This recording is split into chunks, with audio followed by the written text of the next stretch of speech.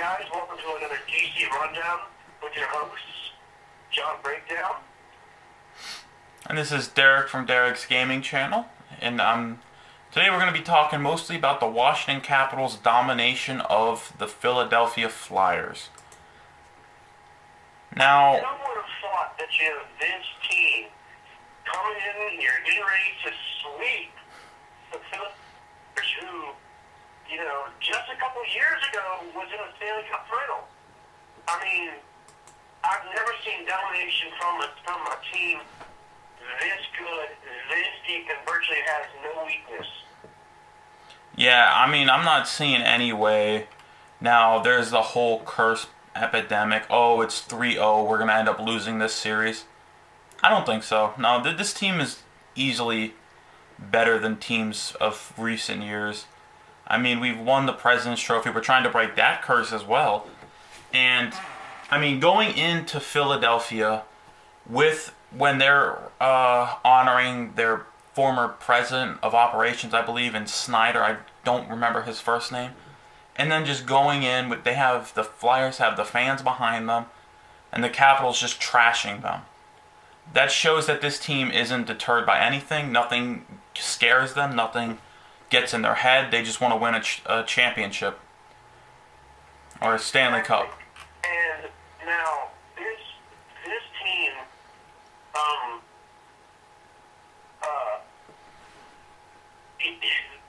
the words to just describe this team is just unbelievable. Nobody thought that they would go into Philadelphia's house, just like you were saying, at 6-1. Now the Flyers come back to the Verizon Center. No, we got one more game in Philly tonight. Oh, I forgot about that. Well then, tonight it ends. Tonight, I'm predicting a sweep. Oh, yeah. All you Washington Capital fans, get out your balloons. We're going to sweep the Flyers tonight. Now, here's another thing that a lot of hockey fans, I don't think you knew this, Derek. I was actually paying attention to my Chicago Blackhawks, who are on the verge of elimination. Oh, wow. My God. Yes, the St. Louis Blues are up 3-0. And nobody thought the St. Louis Blues could handle this Blackhawks team, which has done so well in the first half of the regular season, but in the second half they've sort of been on this skid. Now, I get that they're the defending Stanley Cup champions, and every team, when they're trying to repeat, they get tired, they get worn out, and my Blackhawks just look so tired. And Patrick Kane just looks tired, so I think, unfortunately, it's not going to be Chicago and Washington as I predicted. It's going to end up being someone else from the West versus the Capitals at the Stanley Cup Finals. Now, who else do you think could rise from the West? St. Louis, maybe? We got the LA Kings, who have sort of snuck under, everyone's radar, and they're up, I believe, 2-1 in their series. We also got the Dallas Stars and the San Jose Sharks. We got Anaheim, who I believe just tied their series 1-1. So the West is unpredictable. We don't know who's going to come out of it, but if Chicago loses, the heavy favorite's going to be St. Louis if they can ride this, wave to the Stanley Cup final. Okay, so that would be an interesting matchup. Now, Hopi collided with a teammate in, I believe it was Monday's game. The team says he's fine. Are you worried about that or no? Because I don't think I am. I would be worried. Just because he left practice. He left practice and he didn't return. Now, it's been a couple of days, so we'll see if he comes back healthy. I mean, if he's okay, he's okay. If Hopi gets injured, we're done. Really? You don't think Philip Grubauer can come in and step up? No, Holby has been playing at this sort of Marty Brodeur level all season. Yeah, that's true, but I feel like with the team defense and everything, I think Grubauer, obviously, he won't be as good of a replacement if he is injured, but he'll be able to step up and make enough saves to keep this team going. Okay. All right, well, we shall see tonight. I don't know if he'll be slated to start tonight. I believe he is, but first sign of, him being, slower than usual, I think they'll definitely put Grubauer in just as a safety precaution. Now, me personally, for Rookie of the Year, Kornetskov gets it. Well, see, that's... Well, he played last year, but he came in halfway. So would he still be eligible for Rookie of the Year this year? Actually, I don't know. Yeah. I would think so because, even though he came in last year halfway, nobody knew who he was. That's true. I know the NHL does a weird rule about that, so I'll have to keep my eyes and ears out for that one. But definitely definitely put Kornetskov in the MVP conversation, and let's not forget about Alex Ovechkin. Or Braden Holtby. This team has 3 potential MVPs on its team. Exactly, and this team looks like it's going to be scheduled for a deep, deep run. Now, another series that's going on right now that actually happened yesterday, the Penguins and Rangers series, the Penguins are now 2-1. They're up 2-1 against the Rangers. And that series is getting nasty. Oh, yeah. Nasty. So if the Capitals sweep the Flyers tonight, they're either going to have to face one of these two teams. And these two teams right here have always been the Capitals' death nail when it comes to the second round. And will the Caps finally break through? I think they can beat the Penguins because they split the series 2-2 this season with the Penguins and with the Rangers. So it can go either way. Oh yeah. Now I do think I think the Capitals will win, and anything short of the Stanley Cup Finals be honestly probably a little disappointing, but it depends on how these teams play from now on. But from what we've seen from the Caps, I think it's a shoo-in for at least the Stanley Cup Finals. Exactly. So, moving on now from the NHL and from our potentially Stanley Cup winning Capitals to the Major League Baseball. The Nationals are atop the National League East. Yep, at 10-3, best starting record in the franchise's history. I believe that also goes to the Montreal Expos. Yes. Because okay. Now, the thing about that is, we're 3 games up on the Mets. And this division, it's going to be the Mets or the Nationals. There's no Philly's going to be bad, Miami's going to be bad.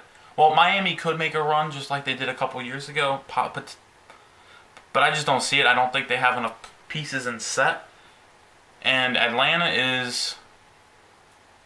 They kind of are going to go to mediocrity for a couple years until they can rebuild and reload. Atlanta, I'm a Braves fan, and me as a Braves fan, I want that whole organization to just rebuild. Yeah. Look, I know that they haven't traded Freddie Freeman, but please do. Freddie deserves to go to a team that's actually a contender. Okay. They need to fire the manager. Garcia just hasn't done well since Bobby Cox left.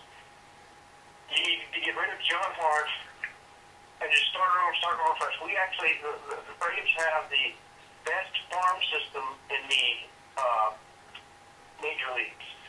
So call some young players up, get them fresh blood in there. We'll release Hector Averio because he's obviously not going to be playing on the baseball field anytime soon, and just fully reload. Yeah. For the next couple of seasons. Now Miami, I've been paying attention to the Marlins because, as you know, in the offseason they signed Barry Bonds to be their hitting coach. Yeah. And my God, the Marlins actually look good. Well, I mean, you say they look good, yet their record's 4-8. So I mean, I don't know who they've played, but I know the Nationals are. They took one from the Nationals in this series now, and the Nats just beat them 7-0, I believe. And that's because of their rotation. They have the hitting power. They're like almost there, but they need to have a better reliever, and they need to have more aces behind Jose Fernandez. So we'll see what happens with that. I don't see the Marlins winning it this year, but I do see them being a contender in the years to come. yeah, it's just a couple more years for them to get their pieces in set, get some, older guys who can teach the young kids how to do it. But I think this division comes down to the Mets or the Nationals. But Bryce Harper hitting his 500th home run. Oh yeah. Wait, no, his 100th. Sorry. Yep, I got that wrong. His 100th home run. And then it's looking like he's going to have one of those years where he could potentially, like how Chris Davis was a couple of years ago, chase down Roger Maris's home run record. Oh yeah. And honestly, he could do it. Now here's a question I'm seeing a lot on Facebook, ESPN, and a couple other sports networks. Who do you think's better, Mike Trout or Bryce Harper at this point? It's close, but I would say Mike Trout, just because of his numbers. I know last year he exploded. Since he was drafted by the Angels, he's always had stellar numbers. And let's not forget, he actually finished right behind Bryce Harper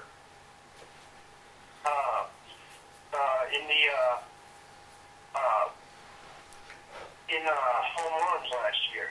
Oh, the home run derby? Hmm? The home run derby? Yes. Yeah, that's one I'm kind of looking forward to this year. Now the way the MLB does their All-Star game is brilliant.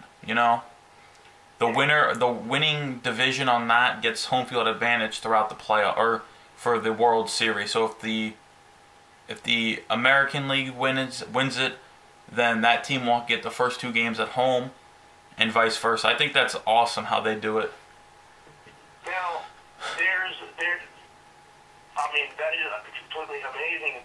And the last couple of years, the American League has taken it, but I think the National League is going to get better. Oh yeah.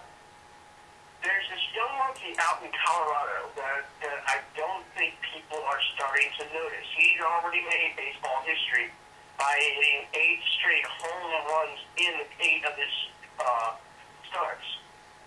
Oh, I can't remember his name. I was reading all about that. Trevor Story.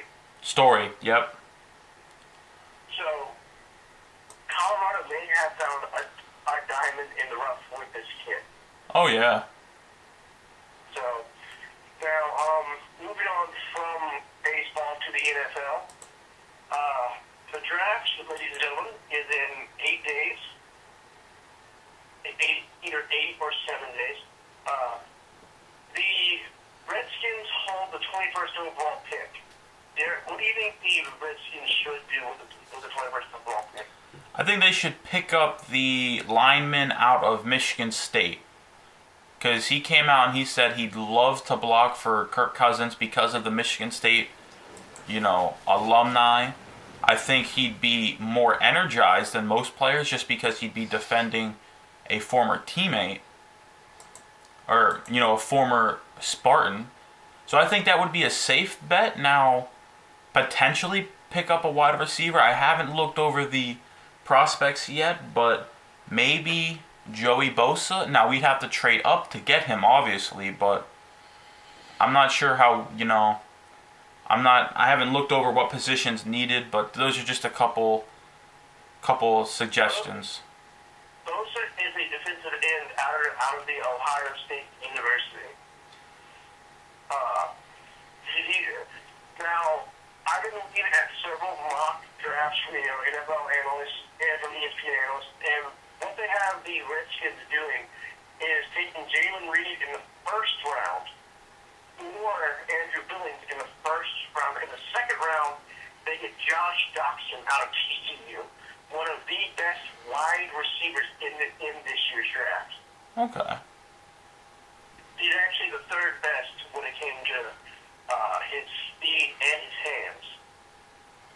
Oh wow, so that would be a really good pickup for the Skins. And then in the later rounds, they go defense and then offensive line again. Yeah. Now, ladies and gentlemen, we will be doing a draft special on, I believe we're going to be filming it Sunday, and we're going to be putting it up on the channels Monday, or maybe on Sunday night. It depends. Now, going over to your expertise, Conor McGregor just retired. How do you feel about that? Actually, I'm being being a MMA fan and having covered MMA on my own podcast, talking about it and talking about the WWE. There's so many rumors floating out today because I've been talking to a whole list of friends that I have in both industries. Some people think that he's doing this just as a ploy, but I actually think it's true because what most people don't realize is that Conor McGregor was actually at that fight when a young man died from injuries he received in the fight over in Ireland. Oh wow! And I think that kind of shook Conor to his core, being like, yeah, you know what? I am rich. I can do whatever the fuck I want. Excuse my language. That's actually what he said in his interview. Oh, I don't doubt it. And I'm done. Yeah. Now, Nate Diaz, his schedule up for it, for UFC 200, also tweeted that he's done. I'm retiring too. I don't think it's actually true. Nate Diaz likes to piss people off. And Diaz has been doing it for so long. And Dana White came out and he said yesterday that McGregor was pulled because he's over there training and he didn't want to fly in and do the commercials and stuff. Yeah. So I think it's a love-hate relationship right now, and only Dana White's blame for this because he created this monster. Me personally, since how CM Punk jumped from WWE to UFC, I'd easily see Conor McGregor going to WWE and being successful. Yeah. And he'd be in a much more protected environment. And the rumor going around with that is that he actually just started to follow Triple H and Stephanie McMahon on Twitter. Oh, okay. So that's where all this rumor and hype that happened. Who knows? We really don't know. But as a fan, I'm sad to see him go. But if it's his time, it's his time. Yeah. He was a hell of a competitor. And I also think that Ronda Rousey should also retire because I saw that fight. That kick that she took. My God. Now, interesting. Now, I think we're going to end it here. Just a couple side notes. Maryland's football broke a little bit of their own history by getting inside the top 25 nationwide for their football recruiting class for the class of 2017. It's the first time they've done that since 04, 03 maybe. So that's good for them. It's been a while. Basketball, it's looking like Melo Trimble is potentially on his way out, but we do have a couple guys coming in, and Anthony Cowan and Kevin Herter, who can just light you up. So, basketball fans for the University of Maryland, don't fret. Any other side notes for you, John? Yes, the University of Alabama spring game happened a couple of days ago. The defense looked phenomenal.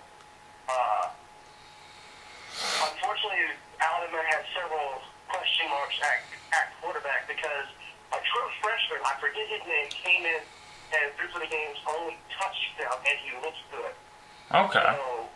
So Saban, I trust Saban. He will have that defense ready, and plus they have the new defensive coordinator. Their defense looks revamped and looks ready to go. The University of Virginia Cavalier football team and basketball team are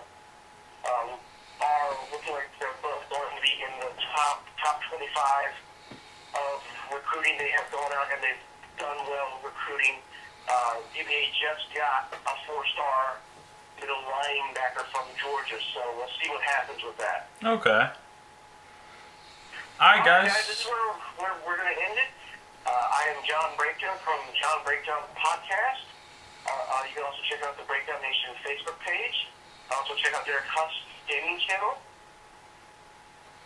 All right, and we'll see you guys next week, or actually probably Monday, because that's when we're going to be doing the draft review. Yes. All right, so see you guys then. Peace out.